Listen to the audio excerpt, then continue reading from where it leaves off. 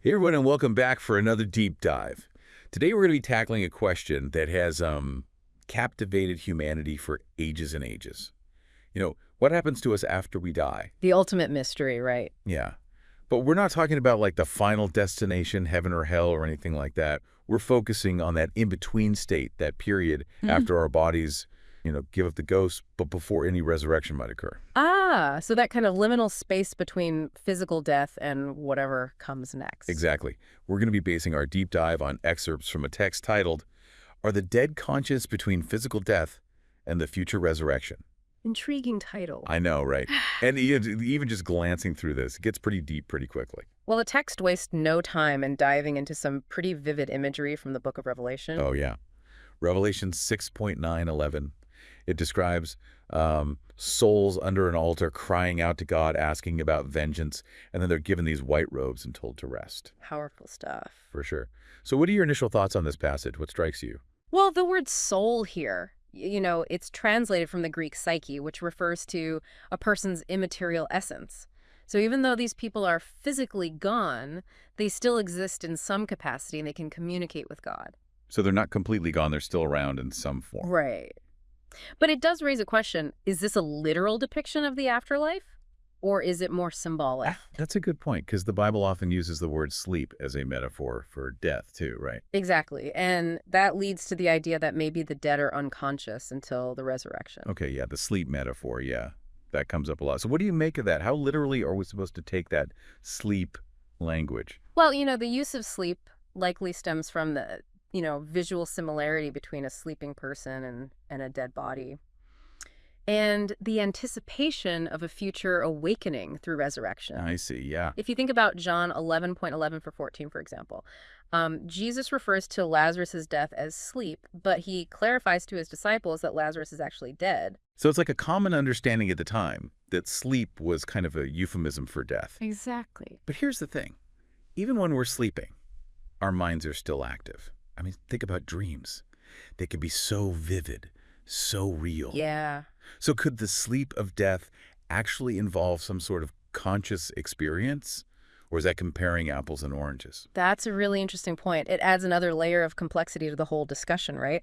Sleep doesn't necessarily equal complete unconsciousness. Right. And if you think about that in the context of the afterlife, it's kind of mind-blowing. It is. So we've got this concept of the soul, this immaterial essence. But the source material also mentions the human spirit. Is that a separate thing, or is it the same as the soul? That's a great question. They're definitely linked, but it's worth unpacking a bit. In Genesis 2:7, God breathes the breath of life, or ruach in Hebrew, into man. Ruach. And that ruach is often translated as spirit, and it's very closely tied to the idea of the soul. So is this spirit like the animating force, the thing that makes us alive, and then when we die, that departs? Exactly. You can see this in passages like Acts 7:60, where Stephen falls asleep, and Luke 23:46, where Jesus commits his spirit to God before dying. Okay, yeah. But what's so interesting is that there are other biblical verses that seem to suggest that this spirit can exist apart from the body. Really? So like a soul without its shell, almost? Yes, precisely. So what kind of verses are we talking about here? What did those verses actually say? Well, Matthew 10:28, for instance, it talks about the soul as something that exists beyond the reach of those who can only harm the body. Oh, interesting. And 2 Corinthians 5:6-8 describes being absent from the body, but present with the Lord. Okay, so it sounds like those verses suggest that our spiritual selves, might have a continued existence even when we're physically gone. Right. Okay, so that's a pretty big deal. So if this spirit can exist on its own, what happens to it after death? Does it just float around aimlessly? Well, that's where things get really interesting. The source material points to several biblical accounts that suggest continued conscious activity after death, not just aimless floating around. Oh, this is what I love. Like ghost stories in the Bible. Give me the details. Well, not ghost stories exactly, but accounts that definitely point to continued consciousness. For example, 1 Peter 3.818 Tau 20, which describes Jesus preaching to spirits in prison. Spirits in prison. Who are these imprisoned spirits, and what was Jesus doing preaching to them? This passage is referring to those who disobeyed God during Noah's time. Okay. And what's fascinating is that even after death, these individuals are in a state where they can receive and process information. So death wasn't like a hard reset for them. They're still in some way experiencing things and learning. It seems that way. That's pretty wild. Are there any other examples of this kind of continued activity after death? Absolutely. 1 Peter 4.6 talks about the gospel being preached to the dead. Wait, so even those who had already passed on could still hear the message? That's what the verse seems to suggest. Wow. So that kind of changes everything, doesn't it? It suggests there might still be a chance for change, for coming to faith, even after physical death. It's definitely a thought-provoking concept. Okay, so we've got Jesus preaching to spirits in prison, the gospel reaching the dead. What other accounts should we be looking at here? Perhaps the most well-known example is the parable of the rich man and Lazarus in Luke 16.1931. Oh, yeah, I know that one. The rich man ends up in torment, and Lazarus finds comfort. Exactly. But what's important here is that both characters are depicted as fully conscious after death. They remember their earthly lives, they experience emotions, they even communicate with each other. Yeah, it definitely challenges the idea of the soul just sleeping unconsciously until the resurrection. It does. And then there's the story of Jesus and the thief on the cross. What insights can we glean from that? Right. In Luke 23.42-43, Jesus promises the repentant thief, "Today you will be with me in paradise." This suggests a fairly immediate transition to a conscious state of being with Christ after death. Wow. Okay, so all of these accounts, while they're open to interpretation, they definitely seem to point toward a potentially vibrant and active existence, even after our bodies give out. Yeah. This is blowing my mind. So if we're not just shutting down after death, if there's this continued consciousness, what does that mean for how we live our lives now? That's the million-dollar question, isn't it? It's something we all need to ponder. It's a lot to process, that's for sure. I know I'm still trying to wrap my head around all of this. It's definitely a lot to consider. For sure. But I think it really highlights the weight of our choices and how we treat each other, knowing that our actions could have these eternal consequences. It adds a whole new dimension to the idea of personal responsibility, doesn't it? It does. Like, it's often said that life is a dress rehearsal for the main event. But what if the main event starts a lot sooner than we think? Interesting thought. And that brings us back to our main question. What is the state of the soul between death and resurrection? Because we've seen all this evidence for continued consciousness, but we still have to account for the concept of the resurrection. Right, the final bodily resurrection that's central to many Christian traditions. Yeah. So where does this intermediate state fit in? Is it like a waiting room? That's a good way to put it. The source material really emphasizes that this period of conscious existence after death isn't the ultimate destination. So it's more of a temporary stop on the way to something bigger. Exactly. Okay, so what happens next? What's the next stop on this journey, so to speak? Well, according to 1 Corinthians 15, there's a bodily resurrection awaiting believers. And it's not just a spiritual resurrection. It's a complete transformation of our physical bodies into something immortal and imperishable. Whoa, that's quite the upgrade. It is. Imagine trading in our old, limited bodies for brand new models, perfectly designed for eternity. Now that's a thought. So this passage in Corinthians really drives home the point that this intermediate state is, well, intermediate. Yes, it's a crucial part of the journey, but it's not the final destination. Okay. So stepping back and looking at the big picture, what does this mean for how we understand death and what comes after? I think it really challenges that traditional view of death as a full stop, as the end of everything. What we've been exploring suggests something far more dynamic and, I'd say, hopeful. You said hopeful. What do you find hopeful about this perspective on death and the afterlife? Well, for those who have faith, it means that death doesn't sever our connection with God. As Romans 8.3839 says, nothing, not even death, can separate us from his love. That's pretty powerful. It must be incredibly comforting to believe that even after death, that connection remains unbroken. It is. But what about those who haven't embraced faith? Does this idea of continued consciousness apply to them as well? That's a question that the source material directly addresses. Okay, and what does it say? It suggests that for those who haven't accepted Christ, the intermediate state might be one of separation from God.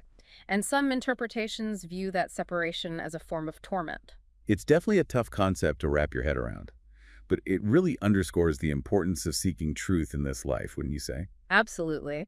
If death isn't the end, but a transition to another form of existence, then the choices we make now, the beliefs we hold, take on a whole new level of significance. It makes you really examine how you're living, knowing that our actions could have consequences that reach far beyond our earthly lifespan. It's a sobering thought, but also an empowering one.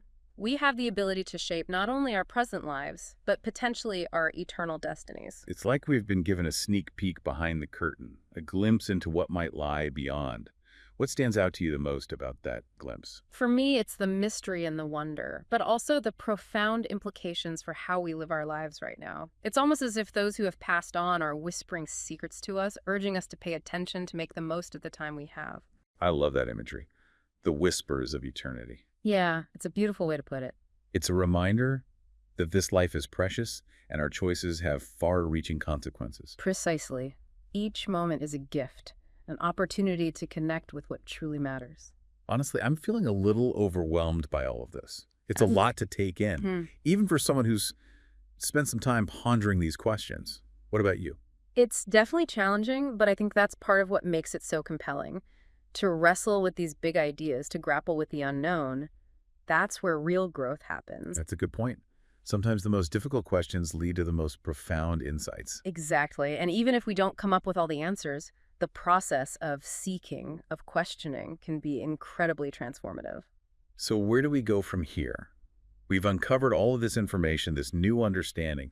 How do we apply it to our lives? What's the next step? Well, I think that's the beauty of it. The source material doesn't provide all the answers, but it does spark a journey of exploration, a quest for deeper understanding. It's like we've been given a map, but not the destination. Precisely. We have the freedom to choose our own path, to continue the conversation, to wrestle with these ideas and see where they lead us. It's an invitation to keep seeking, keep learning, and keep growing. Exactly. And who knows what we might discover along the way. Before we send our listeners off on their own journeys of exploration, let's take a moment to recap some of the key takeaways from our deep dive today. What are the most important points you hope they'll remember? Well, I think the most important takeaway is that death might not be the end. The biblical evidence we've explored points toward a continued conscious existence after death, a kind of intermediate state before the final resurrection. And it's not just a passive unconscious sleep. Right. No, not at all. We've looked at accounts that depict it as a dynamic and active realm where individuals experience emotions, communicate, and even have opportunities to learn and grow. And for believers, this state seems to be characterized by a joyful union with God. But for those who haven't embraced faith, it could involve separation from Him. That's right. And it's a powerful reminder of the weight of our choices, the significance of our beliefs. It really underscores the idea that our actions have consequences that extend far beyond our earthly lifespan. Absolutely. And finally, I think it's important to remember that this intermediate state isn't the ultimate destination. There's a bodily resurrection awaiting believers, a transformation into something glorious and eternal. So, death is not a full stop, but perhaps more like a comma, a pause before a new chapter begins. I like that. It's a beautiful way to put it. And that new chapter, as we've seen, holds incredible hope and promise for those who have faith in Christ. It's certainly a more optimistic view of the afterlife than many people might hold. I have to admit, I'm feeling a lot more hopeful after this deep dive. Me too. It's amazing what we can learn from exploring these ancient texts. And even though these questions about death and the afterlife have been pondered for centuries, there's always more to uncover, more to learn, and more to discuss. Yeah, it really is amazing how much wisdom and insight we can still glean from these ancient texts thousands of years later. Absolutely. They speak to something timeless about the human experience. And it seems like they're always raising more questions than they answer, which is kind of the beauty of it all, right? I think so. It keeps us engaged and searching. Keeps our minds sharp. Yeah. Speaking of searching, I have one final thought-provoking question for you before we wrap up this deep dive. If, as we've been discussing, the dead are more alive than we think, what does that mean for how we live our lives today? I mean, does that change anything? How do we even begin to process that? That's a question that deserves some serious reflection. Yeah, it does.